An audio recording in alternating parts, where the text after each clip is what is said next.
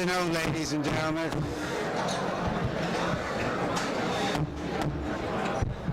Good afternoon, ladies and gentlemen. My name is Monroe Carmen. I'm president of the National Press Club and editor-at-large at Bloomberg Business News. I'd like to welcome club members and their guests in the audience. Can you hear me? All right, no. Is this on? I hope so. Anybody else having trouble? Okay, well, it's not on. Melissa?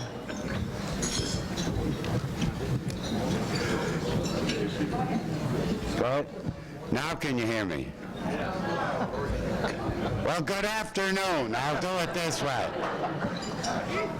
My name is Monroe Carmen. I'm president of the National Press Club and editor-at-large at Bloomberg Business News. I'd like to welcome all the club members and their guests in the audience, as well as those of you watching on C-SPAN. There we are. Watching on C-SPAN or listening to this program on National Public Radio or the Global Internet Computer Network. Before introducing our head table, I would like to remind our listeners I'm a print journalist, what can I tell you, of upcoming speakers. On Monday, June 5th, former President Gerald Ford will present the annual Gerald R. Ford Prize for Distinguished Reporting on the Presidency. On Wednesday, June 7th, Hungarian Prime Minister Gyula Horn will present a speech entitled From Breaching the Wall to Reaching the Goal. And on Thursday, June 8th, film critics Gene Siskel and Roger Ebert will address a press club audience, and I guess they'll talk about the movies. Transcripts and audio and video tapes of press club luncheons are available by calling 1-800-NPC-2334. That's a new number now, 1-800-NPC-2334. That's the way they do it late night television, you know. If you have any questions for our speaker, please write them on the cards provided at your table, pass them up to me, and I will ask as many as time permits. I'd now like to introduce our head table guests and ask them to stand briefly when their names are mentioned. From your right, Ellen Ferguson, Gannett News Service, including the Burlington, Vermont Free Press. Tom Webb of the Wichita Eagle. Jesse Merrill, President, Merrill News and Feature Syndicate. Steve Tatro, Washington Bureau Chief, Donray Media Group. Mark Russell, what does he do for a living now?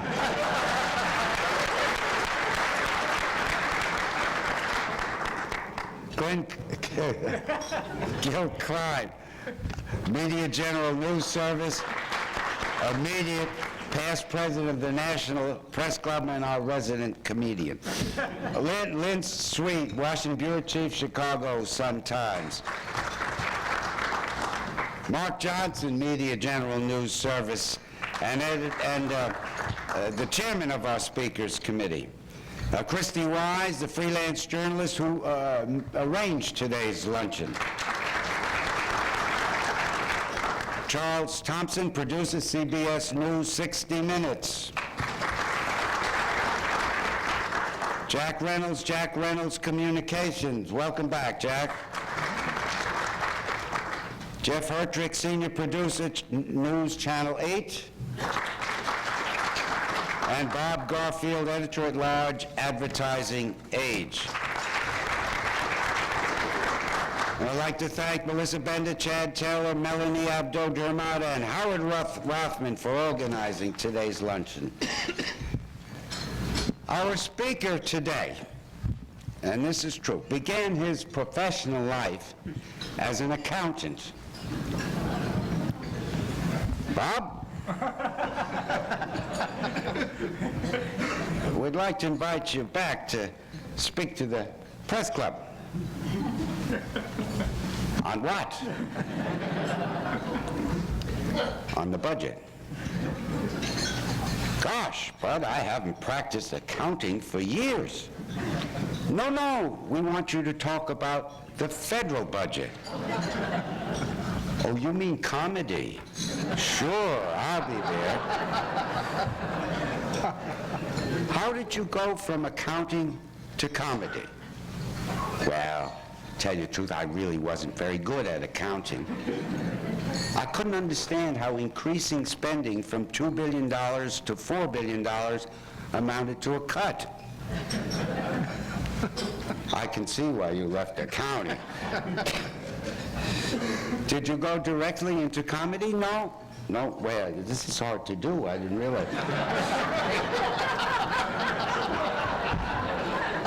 No, I became an advertising salesman. I wasn't good at that either. What happened? I didn't have any clients. But I didn't want the boss to know, so I talked to myself on the telephone.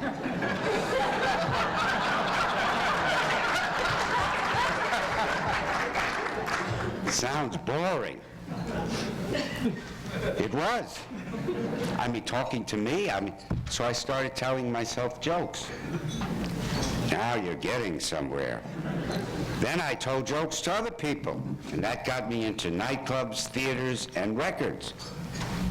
And weren't you on television once? In 1972, the Bob Newhart Show. And the movies?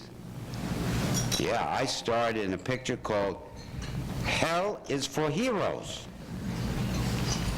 Who was in that? Newt Gingrich.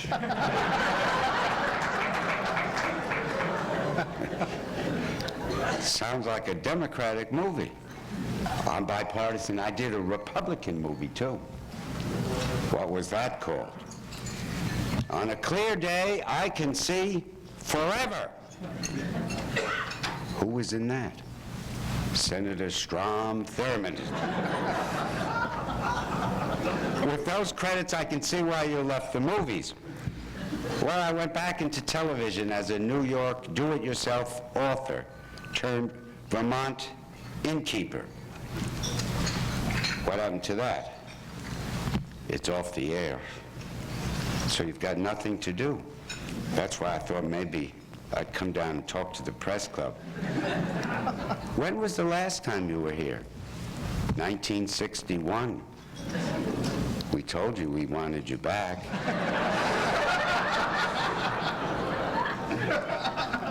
Okay, Bob, you're on.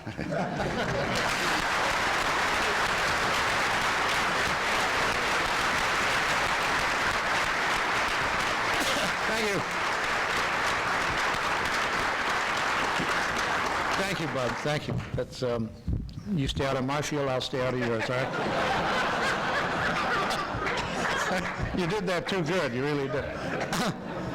No, I couldn't remember it, and it was 1961. I was here at the press club, and obviously made such an impression on people. They said, "Wow, we got to get this guy back as soon as possible." So, 35 years later, here I am. I was handed a note just before we started. Start Without Me, and it's signed Connie.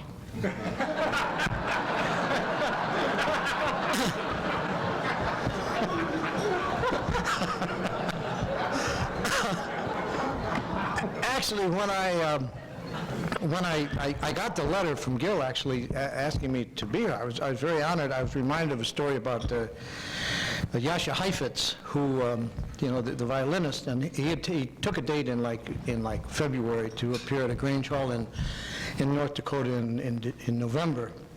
And the day approached, and it was snowing in New York, and he couldn't get out, and it was snowing in the Midwest. And he called up the booker, and he said, "I'm sorry, I can't make it." And they said, "Oh, Yash," he said, "there are 3,000 people here in the Grange Hall. If you could possibly get out, they'd be terribly disappointed." He said, "Well, I'll try." So he finally got the last plane out of LaGuardia, and he got to Denver, and he had to switch planes. He finally got to Fargo, and it was about 11 o'clock at night. He walks in the Grange Hall, and there are 12 people there, and Yasha went to the Booker. He said, I've never appeared in front of such a small audience. He said, well, there were 3,000 people here, but they were afraid you weren't coming. And Yasha said, well, I really don't know if I can do it. And the Booker said, well, Yasha, if you could just sing 1-2 songs is all. So I'm highly honored. I'm not sure you have the right person, but I'm highly honored. I saw in the paper today that Jonathan Price, the guy who does the Infinity commercials, apparently that came as a surprise to the to the Japanese manufacturers, because their new campaign is now, when was the last time you saw this kind of luxury in a $250,000 car?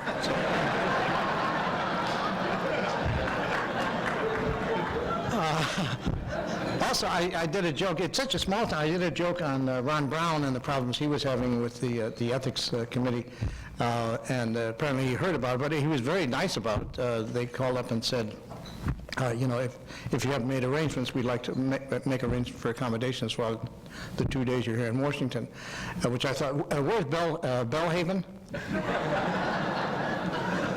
Is that near here?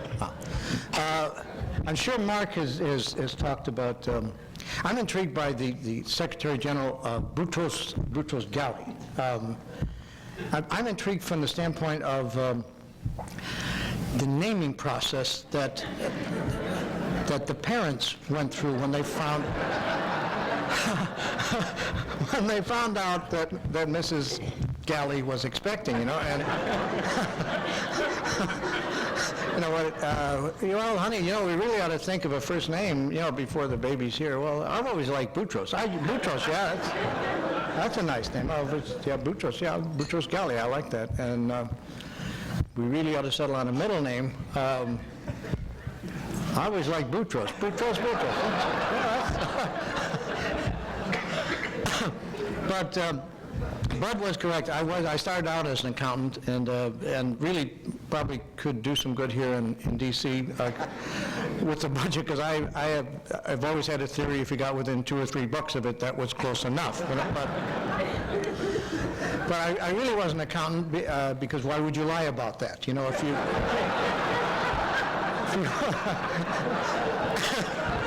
you hadn't been an accountant, why would you ever tell someone you had been an accountant?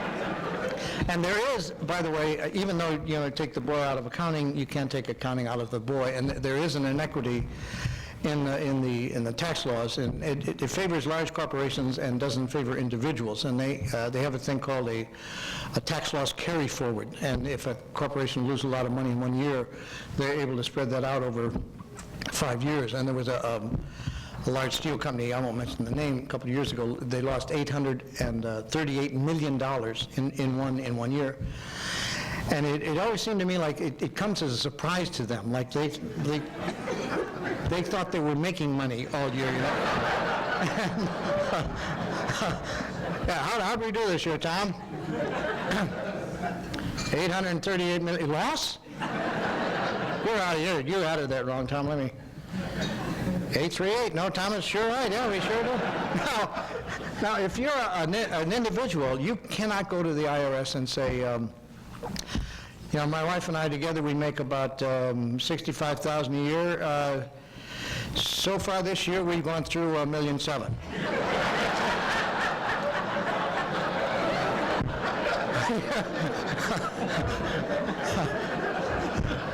We were doing good through about, March, I guess, and so I think I find in American humor today, a lot of people, we're becoming so super sensitive. I mean, it's almost impossible not to offend anyone. We're becoming thin-skinned. I think that's diversity is kind of what made the country great, and we could always make. They tell a story. They tell a story in California that how can you tell if you're robbed by an Asian gang? And they say, well, your dog is gone, but your kid's math homework is done. So.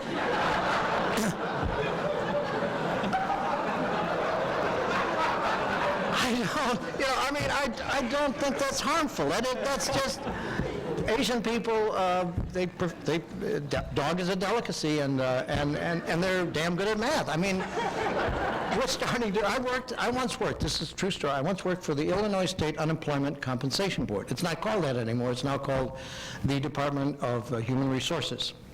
And you're no longer unemployed, you are an underutilized human resource. But I worked there, and I worked behind the counter, and at this time, we got $60 a week, and the claimants got $55. It's true. It's true. and they only had to come in 1 day a week.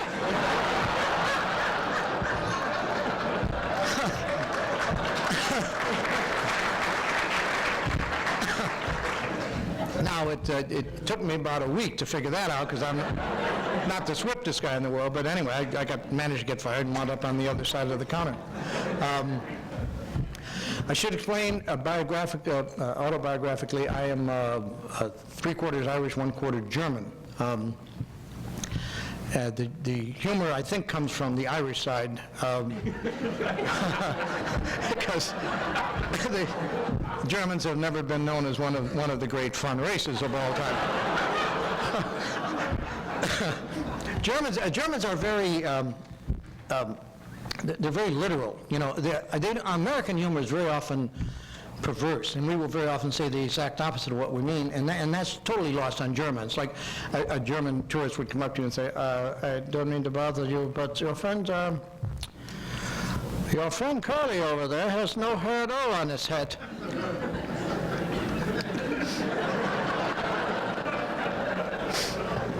And Tiny is over 350 pounds.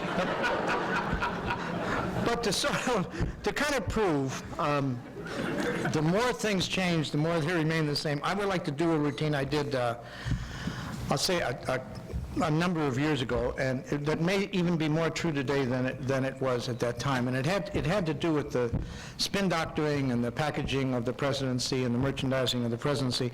And it was based on a book by Vance Packard called The Hidden Persuaders. And the premise of it was that if we hadn't had this great president, President Lincoln, at the time of the Civil War, if this science were as well advanced then as it is today, the PR guys would have created a Lincoln out of the guy who was in office. So I imagine a phone conversation between Abe and his press agent when Abe calls from Gettysburg. Yeah, hi, Abe, sweetheart. How's everything going, kid? Yeah, I got your note. Well, what seems to be the problem, Abe? You're thinking about shaving it off. See, that's part of the image, Abe. Yeah, we're getting a lot of sound bites on that. Yeah, that and the shawl. You don't have the shawl. Where's the shawl, Abe? It's in Washington. What are you wearing, Abe? It's a kind of cardigan. Abe? Yeah, Abe, leave the beard on and find a shawl, okay? Yeah. What's the problem? Your gag writers, yeah, they're here. What's the problem?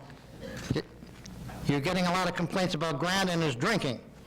I don't see the problem, Abe. You knew he was a lush when you appointed him, you know? Well, I'll see what I can do, Abe. I'll get him working on it. Abe, you got the speech. Right, you haven't changed the speech. Abe, why do you change the speeches all the time? You typed it. Abe, how many times do we have to tell you on the envelopes? It looks like you wrote it on the train coming down, you know, Abe? Well, could you memorize it and then write it on the backs of the envelopes? Any other changes, Abe? You changed 407 to 87. Yeah, I know it's the same thing, but you know, we test marketed that in Erie, and they loved it,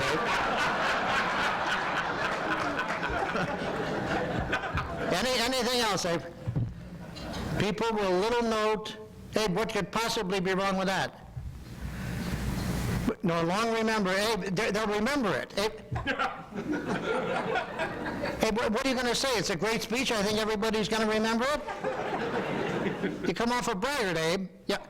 Do the speech the way Charlie wrote the inaugural, all right? All right? All right. Anything else? You talk to newsmen, Abe, we've asked you not to talk to newsmen. Well, you always put your foot... No, see, that's what I mean, Abe. No, you were a rail splitter, then an attorney.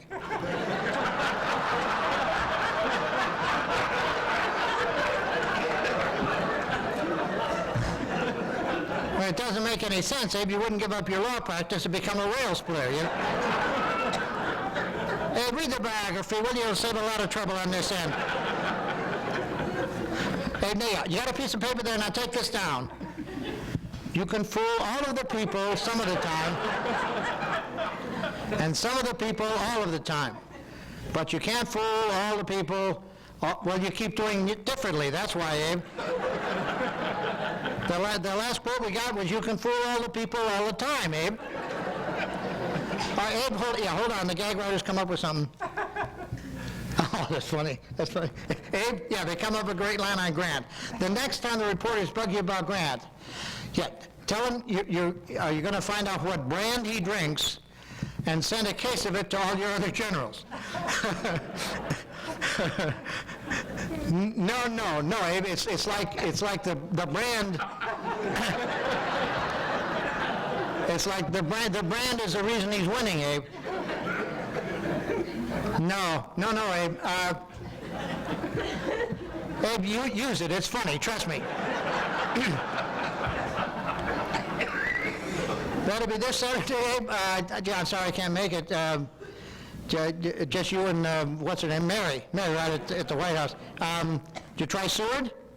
He's out of town on the Alaskan deal. Oh, that's a shame. Then you and Mary would be alone at the. Yeah, Abe? Yeah, why don't you take in a play? Thank you, bud.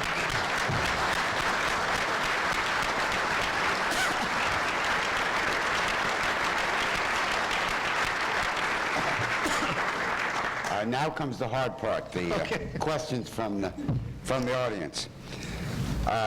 This one has to do with presidential humor. How do you rate President Clinton's sense of humor compared with other presidents you have known?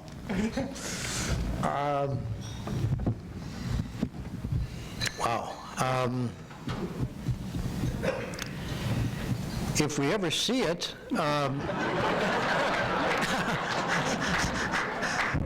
I don't know. I think presidents aren't supposed to. I guess the last funny president was really JFK. I mean, he had a sense of humor about himself, and it's kind of been missing ever since that time. I think humor is wonderful. I think it's a necessary part of life in America, and it helps us get through some really, really tough times. And I'd like to see more humor, aside from the budget in government. What do you think about Newt Gingrich? Is he easy to make fun of? And will you? I leave that kind of up to Mark. I'm not much of a political animal.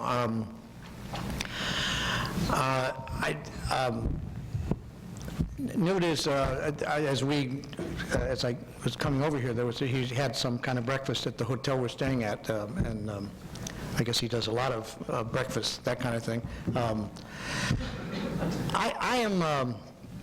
I guess politically I'm an agnostic. You know, I know it exists, I just don't think you can prove it. That's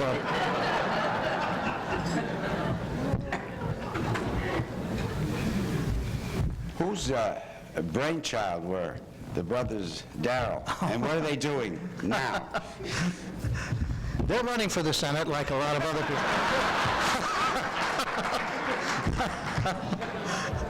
That was the writers came up with that. I would take credit for it if I had come up with it, but the writers came up with it, and they were wonderful. They were a wonderful anomaly and very hard to explain. But two people would wind up with the same name. But whenever they were in a scene, we always had to put aside about 2 minutes because they got applause every time they walked in, and you just kind of freeze wherever you were, and then the applause would die down, and you go on with the scene. And they were a wonderful addition to Newhart, and I think had a lot to do with the success of Newhart. Who was your favorite TV wife?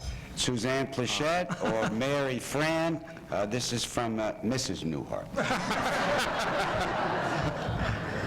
Well, Susie and I were, I told Mary Fran when we started Newhart, after the Bob Newhart show, that she had a very tough job, because Susie, we had a very special kind of chemistry, and that kind of thing you just can't create. And I told her she had one of the toughest jobs in television, and she did, and I thought she did an admirable job of it. But that the relationship between Susie and myself was something very special, and I see it on the show today, and it was a wonderful time. I remember Saturday night, I was talking to Mark about it, we were, Saturday night at one point was All in the Family, MASH, Mary Tyler Moore, us, and the Carol Burnett Show. And it was kind of a golden age, but we were so busy doing it, we didn't really have a chance to enjoy it. But looking back now, it was a lot of fun, and I'm very proud of both shows. I think they were very well written and very well acted.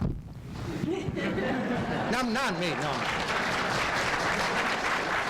Well, what do you think of the comedy shows on television today, and a corollary? With the number of comedy clubs diminishing, what's the future of the business? This is from a fellow who's a stand-up comedian, and he's sitting down in the audience.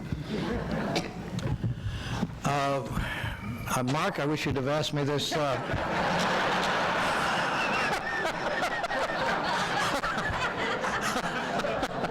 I mean, we were up in the room, he had all kinds of time. It is,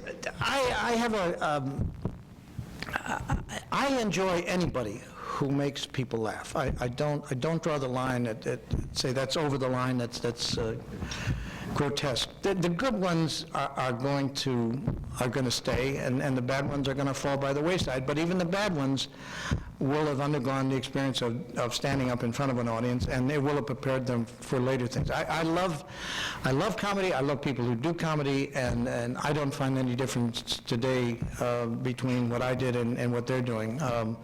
The boundaries may be expanded, but I think that's what's supposed to happen in comedy. My hat is off to anyone who makes anybody laugh in any form. In these days of political correctness, could you still make fun of Mrs. Webb, the bad driver, and other sensitive subjects and caricatures?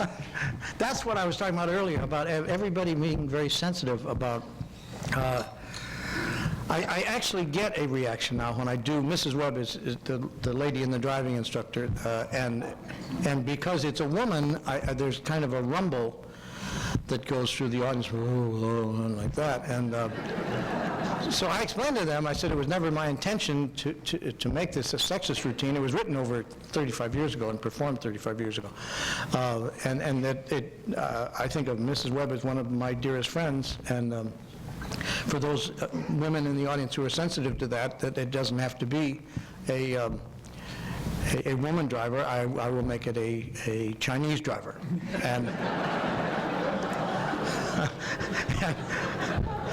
And then proceed to go,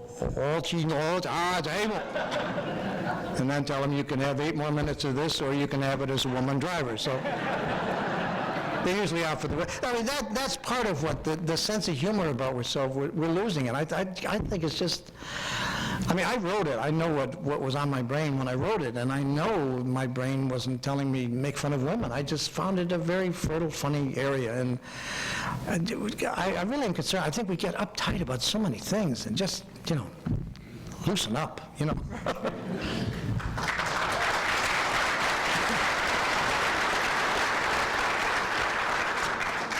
Well, now that we've had that horrendous baseball strike of last year, could you still do Abner Doubleday again? Oh, boy, that's... And will you do a little? You probably know it better than I do, and it throws me off to watch your lips move along with mine as I'm doing it. But I'll try, but I'm not sure. I haven't done it for a long time. It was a thing on inventions, and how today you take it to a marketing company and they market that, they look at it from all different angles and decide whether it's going to be successful or not. And I imagined if we'd ever have baseball, if if Avenue Doubleday had gone to one of these merchandising companies and with his idea for baseball, and I may miss parts of it because I haven't done it for a while, but I imagine a phone conversation that went something like this. Olympic Games, what can I do for you, Mr. Doubleday? You got a game, huh? How many couples, Mr. Doubleday? 18 people. That's a hell of a lot of people, Mr. Doubleday. Well, the ideal game is, you know, you get 2-3 couples over to the house, they get a little swacked, and sure, tell me about it, huh? You got a pitcher and a catcher, and they throw this ball back and forth. And that's it, is it, Mr. Doubleday?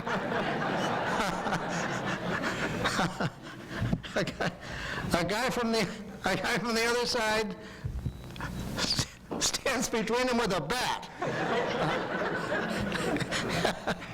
and he swings at it. Does he, Mr. Doubleday? He may or he may not swing at it. Why wouldn't he swing at it, Mr. Doubleday?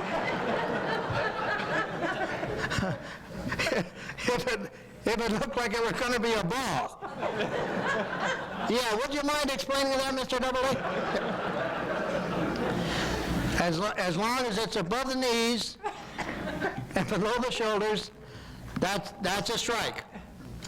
3 strikes and you're out, and then 3 balls. 4 balls. Why 4 balls, Mr. Doubleday? No one's ever asked you before. Or he may hit it. What happens if he hits it? He runs as far as it can go. He can go as long as it... as long as it stays what? As long as it stays fair. What's fair, Mr. Doubleday? You have these 2 white lines. Mr. Doubleday, no, I don't want to hear about the infield fly rule, Mr. Doubleday. That's the most complicated game I've ever heard of in my life. Thank you very much. Thank you.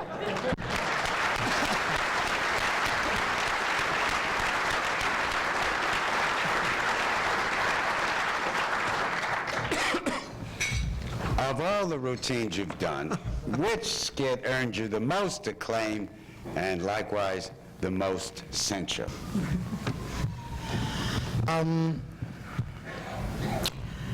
The one I'm most proud of is the Abe Lincoln thing, because I think it said the most. I think it was the best piece of writing I ever did.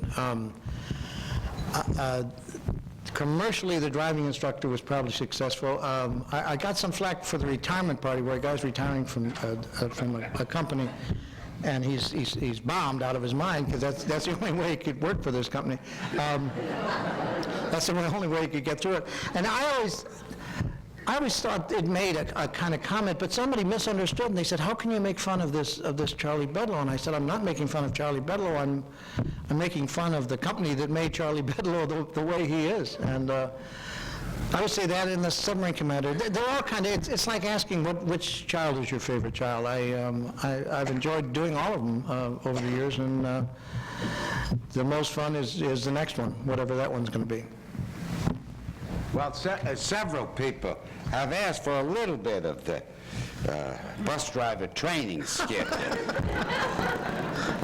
So you can get the little old lady spinning down the aisle and a few others. Well, of course, that's the punchline, Bud, but...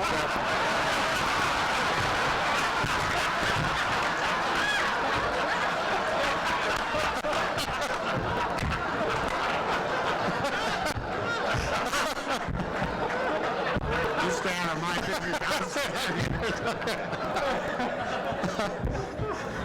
That one I don't remember. That is too old. I really don't remember that one. Your bus driver? No. You know what? Do it. What?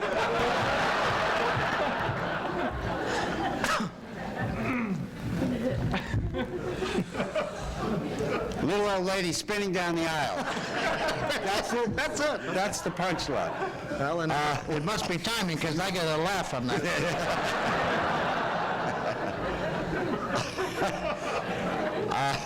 Why are there no variety shows anymore like the old Ed Sullivan Show? Well, you're asking me questions. I really don't. I don't know why there aren't. You got MTV, and you can see everybody for almost nothing. You can see them on the Tonight Show. I guess that's why. When it was, during the Sullivan Show was. That was the epitome. That was the very height, and it was abject terror. I remember one time I was I was standing backstage, and you never knew who you were going to follow, and I followed, of all things, a French samurai act. It was a French samurai act, and they came out and they did this whole thing, and now Ed calls them over. Now I know in the booth they're going crazy, saying, "Oh my God, why they don't talk? Why the hell is Ed called?" So Ed calls them over. Say, where are you fellows from? And the two Frenchmen look at each other like suddenly they learned English. Now Ed does what all Americans do when people don't understand what we're saying in a foreign tongue. He yells at them. Where are you fellows from? So finally one of them realized what Ed is saying, and he says, Paris. And Ed said, well, you at Paris, you say hi to our very good friend, General de Gaulle.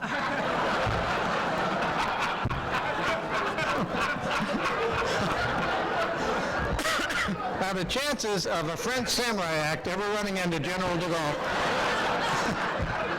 and that's what I miss about television today, I guess. Are television comedy shows now too dependent on one central character instead of an ensemble cast? You know, Jack Benny had a whole group of characters. Now we got... Well, Jack, but I think Seinfeld's very much an ensemble cast, and Frasier and Mad About You and the good shows, all the good shows. I remember Jack Benny, a story of Jack Benny, they told about Jack Benny that he had Ronald Coleman on, and it was just a script reading, and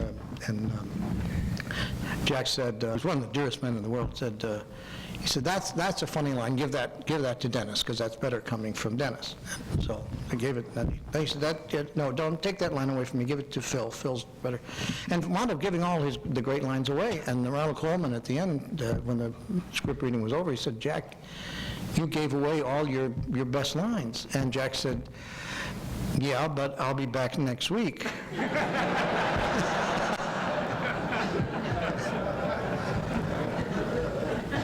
We understand you play a lot of golf with John Rickles.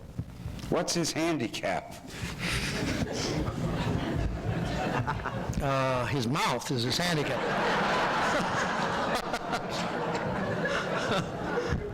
No, Don and I are good friends. We just returned from, it actually started out in a very strange way. I was approached and they said, Don doesn't have a friend, would you mind being his friend? And I thought it was a temporary job. I had no idea it would last 30 years. We just came back from Southeast Asia, and we just had a great time together. And it's that inexplicable thing. Our wives have great fun together, and we enjoy each other's company. I guess we're opposites, but we are genuinely good friends. What do you think of Connie Chung's current situation, and what would you advise her to do?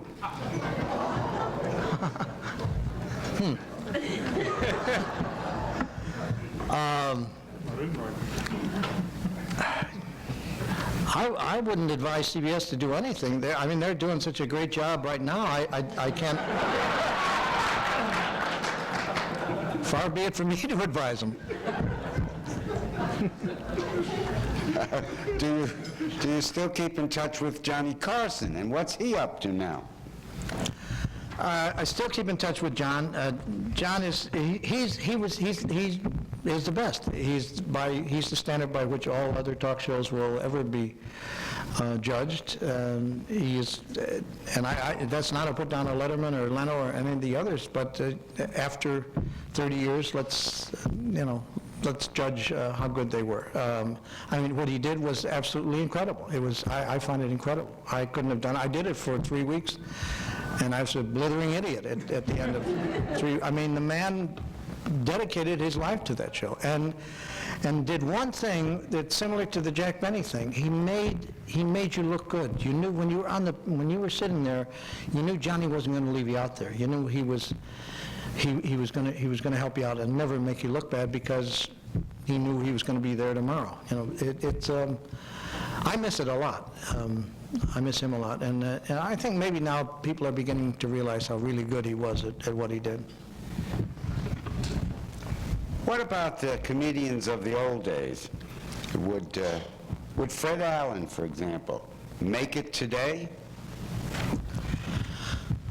Oh, yeah, I think so. I think the comedians who will make it today are the comedians who had respect for the comedians that preceded them. I mean, I know I did. I found Jack Benny and Fred Allen enormous talents. If there's anyone you could, if anyone you could study as a comedian coming up, I would think it would be Jack Benny. I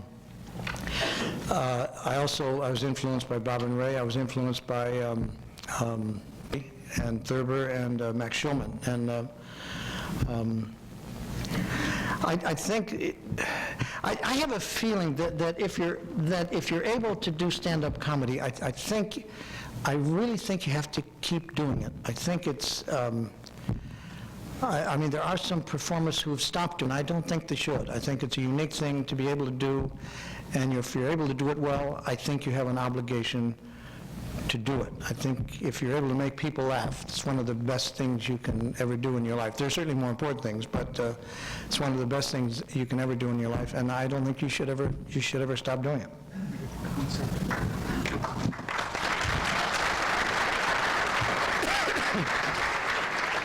Where did the concept of the telephone routine really come from? It wasn't from me. Well, the telephone routine was, I mean, I'm giving credit for it, but I certainly didn't originate it. Shelley Berman before me did telephone routines, and Mike and Lane did a lot of telephone routines. George Jessel used to do telephone routines. One of the earliest records ever made was a thing called Cohen on the Telephone. So it's been around for a long time. The interesting thing about the telephone routine and about the especially Abe Lincoln, is nothing that I'm saying is funny. What is funny is what is unheard.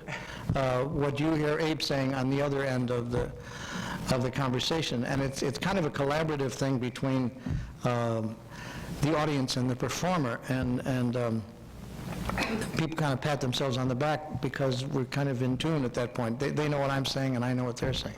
But I can't take credit for originating. It was around long before I started doing it. This is meant to be a friendly question. What's it like to be anywhere in the country, sitting in a motel room, flipping on the television set, and seeing yourself from 20, 30, 40 years ago? It is, it's very nice, is what it is. I mean, aside monetarily from the rewards, just to know that you spent a life that you made people laugh, and they're laughing, and that's well, I wouldn't trade places with anybody, to be honest with you. So. The questioner has trouble with all the trash television that's filling the tube today. Do you see that coming to an end or getting worse? I don't watch it, so I don't. I'm certainly not the person to answer that. The height I ever saw was in L.A. The height of trash television.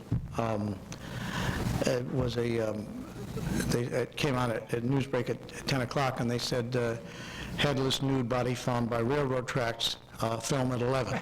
Now, I defy anyone to go to sleep knowing that that's coming up at 11 o'clock.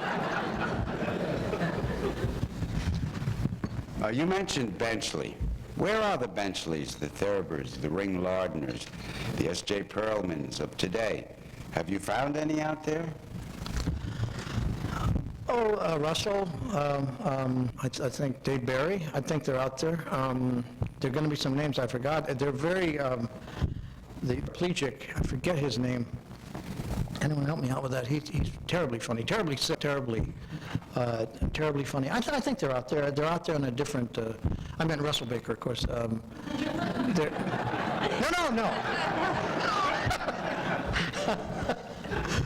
No, Mark is up there all by himself. We all know that. Especially Mark knows that.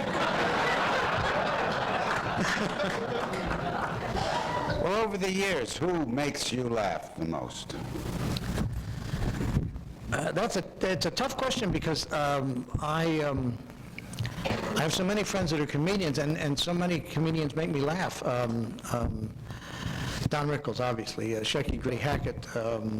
There's so many. I find Seinfeld very funny. I find Shannon very funny. Letterman, Leno.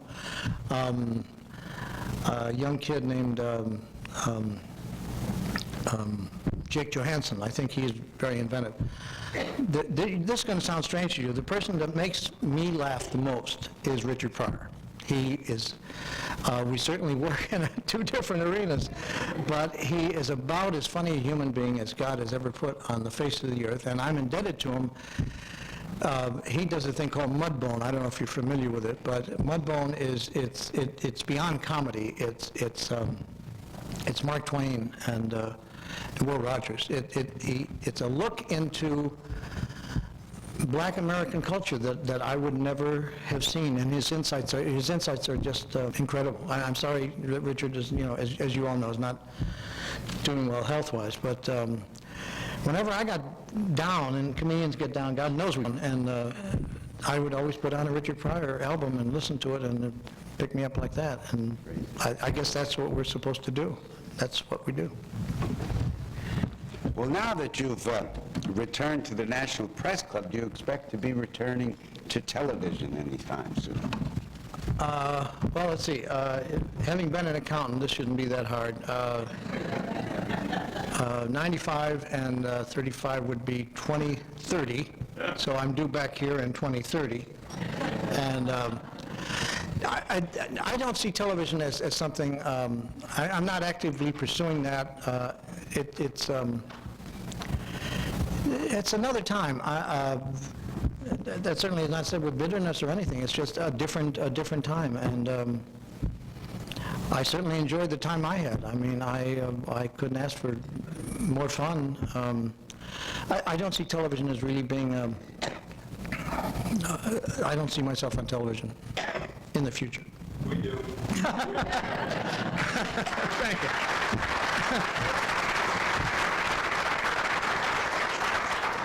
Can you tell us a little bit about how you came up with the final episode for Newhart, the flashback to the Bob Newhart show? Well, it's very easy. It was my wife's idea. I was oddly enough, having trouble with CBS in the sixth year of the Newhart show. They kept the in show, and they kept moving it around 10:30 at night, and then I finally said, honey, I told my wife, said the hell with it. I said, this is my last year. I don't want to do anymore because I'm not going to let the show limp off. And so we happened to be at a Christmas party in Beverly Hills, and Susie was there, and she said, well, my wife said, if this is the final season, you should do a dream sequence, and you should wake up in bed with Susie, and the whole, at that point, 6 years of Newhart would have been a dream. And I said, oh my God, that's a great idea. Well, it turned out I did 2 more years of Newhart, and then when we realized it was the final show, I gave this the idea, and they fleshed it out and did a very good job of the Japanese buying all around the end. But the idea of waking up in bed and Susie being there was my wife's idea, and Entertainment Weekly, it's the number 1 final episode in their estimation.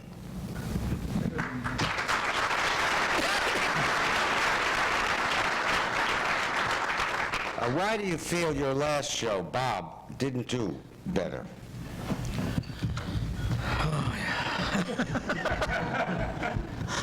You know, it's all the idea of getting off one question too late, you know? Everything was going so damn well, and then... that's one of the reasons I don't see myself on television, because I don't know what was wrong with it. It was all the elements that I thought were there for a successful show. We had great writers. We had the writers from Cheers. God knows it doesn't get any better than that. We had a great cast. You kind of become your own worst enemy because people start saying, I don't know, I like the Bob Newhart show better, I like Newhart better, well, I like this better. I'm at a loss to explain why it didn't work, because it had those elements. It obviously didn't, and it was quite painful experience for a year and a half, but there is a life after sitcoms.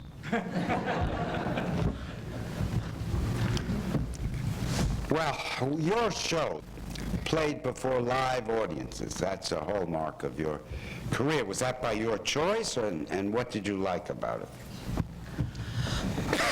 Yeah, that was by choice. We all were doing at that time. We were all doing shows. Mary Tyler Moore, All in the Family, Lucy, who started the whole thing, that was always done in front of a live audience. I always insisted on a live audience because you just, my background was nightclubs, and you don't want to be totally on top of the material. You want to have that kind of unknown, the unexpected kind of happening. I found I always performed better. I found the other actors always performed better. I found the writing was always better in front of a live audience. Two things I did insist on. When the Bob Newhart show started, I insisted on playing a psychologist, not a psychiatrist, because a psychiatrist, in my estimation, dealt with much more serious. I didn't want to make fun of schizophrenics or manic depressives. And the other thing was I didn't want to do a show about how stupid Daddy was and how the kids all would pitch in and look at the fix Daddy's got himself into and how do we get him out of it, and we love Daddy and thank God we got him out. I didn't want to do that kind of show, the dumb father show. So I said I don't want to have children. I mean, there are enough shows on the air with children. I don't want to have children.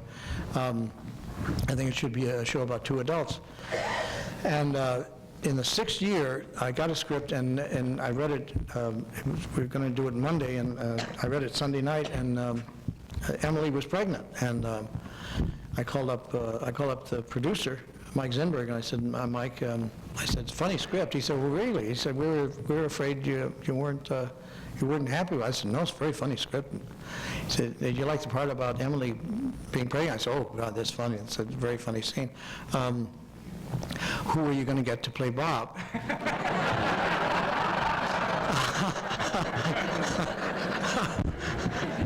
I mean, that's exactly the kind of show I didn't want to do. There are enough. I'm not putting him down. There are enough good ones. It's just I didn't want to do that. I didn't want to do that kind of show. Thank you. Before we do our famous last question, I have a couple of gifts for you. This is a certificate of appreciation for being with us. Well, that's very nice. Thank you. You probably got one of those in 1961. It's a bit yellow, but I have it, yeah. And this is the National Press Club. The last one you got, I think, was about 4 ounces. We've enlarged them since the last Thank you very much. years. It really has been a pleasure, and will always be. It was then a great moment in my life, and it is this day a great moment in my life to be asked to be here, and I appreciate it. Thank you very much. Thanks.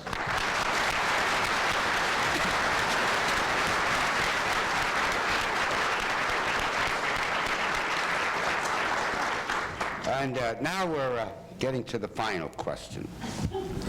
You may or may not be aware that there is a drinking game called Bob, in which viewers of your shows take a swig every time a character says, Bob, did you realize this game and were you,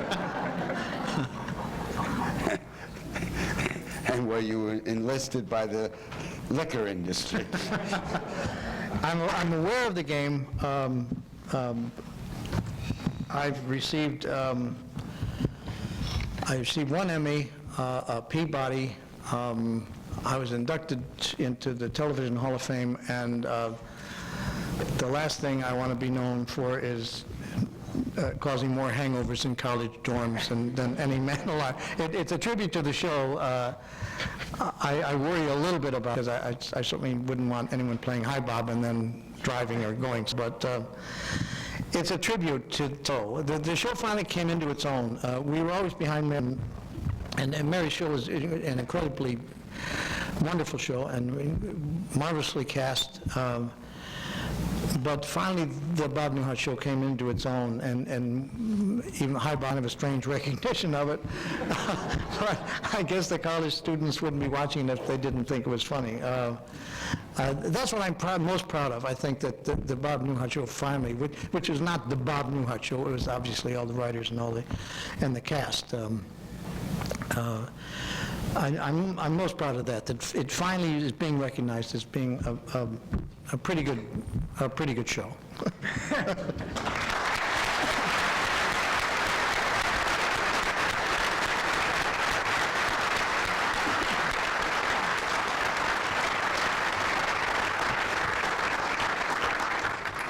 Well, I think I can speak for everyone here when we say it was a very good show. Thank you very much for being with us this afternoon, sir, and we thank you all in the audience, and I guarantee you it will not have the 35 years before you come back. Good afternoon.